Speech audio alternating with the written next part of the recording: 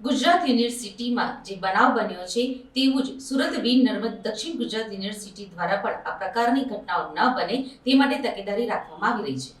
ગુજરાત યુનિવર્સિટીમાં વિદેશી વિદ્યાર્થીઓ પર થયેલા હુમલાની ઘટના બાદ ઘેરા પ્રત્યાઘાત પડ્યા છે, ત્યારે સુરતની વીર નર્મદ દક્ષિણ ગુજરાત યુનિવર્સિટી દ્વારા પણ આ પ્રકારની ઘટનાઓ ન બને તે માટે તકેદારી રાખવામાં આવી રહી છે। નર્મદ યુનિવર્સિટીના કેમ્પસમાં સાદા ડ્રેસમાં પોલીસ પેટ્રોલિંગ વધારી દેવામાં આવ્યું છે। વીએનએસજીયુમાં અફઘાનિસ્તાનના 38, બાંગ્લાદેશના 2 વિદ્યાર્થીઓ સહિત કુલ 53 વિદેશી વિદ્યાર્થીઓ અભ્યાસ કરે છે, જે યુનિવર્સિટીના વિવિધ ફેકલ્ટીમાં અભ્યાસ કરી રહ્યા છે અને હોસ્ટેલમાં રહે છે।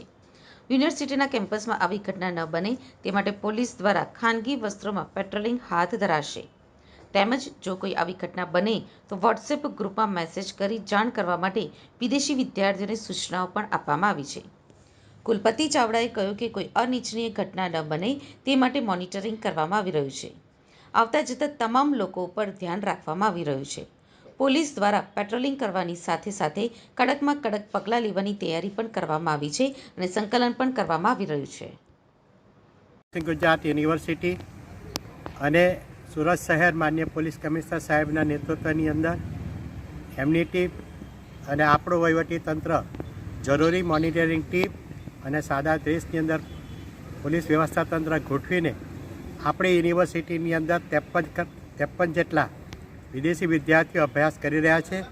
એમાં મોટાભાગના અફઘાનિસ્તાન અને બાંગ્લાદેશના વિદ્યાર્થીઓ અભ્યાસ કરી રહ્યા છે। આ વિદ્યાર્થીઓ ગર્લ્સ હોસ્ટેલ અને બોયઝ હોસ્ટેલ, લાઇબ્રેરી અને જ્યાં જ્યાં અભ્યાસ કરી રહ્યા છે ત્યાં પણ અમારી મોનિટરિંગ ટીમ અને પોલીસ તંત્રની ખાનગી ડ્રેસની અંદર ટીમ ગોઠવી દેવામાં આવી છે। આ ઉપરાંત અમારા જે મુખ્ય દરવાજાઓ છે અને જ્યાં અવર જવર થાય છે એ તમામ જગ્યાએ પણ અમારી મોનિટરિંગ ટીમ અને પોલીસ તંત્ર દ્વારા જરૂરી વ્યવસ્થા કરવામાં આવી છે। આ વિદ્યાર્થીઓ નિર્ભયપણે પરીક્ષા આપી જ રહ્યા છે અને આપી શકે એ માટે પણ જરૂરી વ્યવસ્થા કરવામાં આવી છે। એમનું વોટ્સઅપ ગ્રુપ પણ બનાવવામાં આવ્યું છે, જેથી તરત જ અમને એની માહિતી મળી શકે અને કોઈપણ પ્રકારની અપ્રિય ઘટના ન બને તેને માટે જરૂરી સંકલન પણ કરવામાં આવી રહ્યું છે અને કંઈ ઘટના બને તો તાત્કાલિક કડકમાં કડક પગલાં લેવા માટેના આદેશો પણ જારી કરી દેવામાં આવ્યા છે અને અમારી પોતાની પણ ખાનગી સિક્યુરિટી ટીમ જરૂરી સંકલન કરી રહી છે।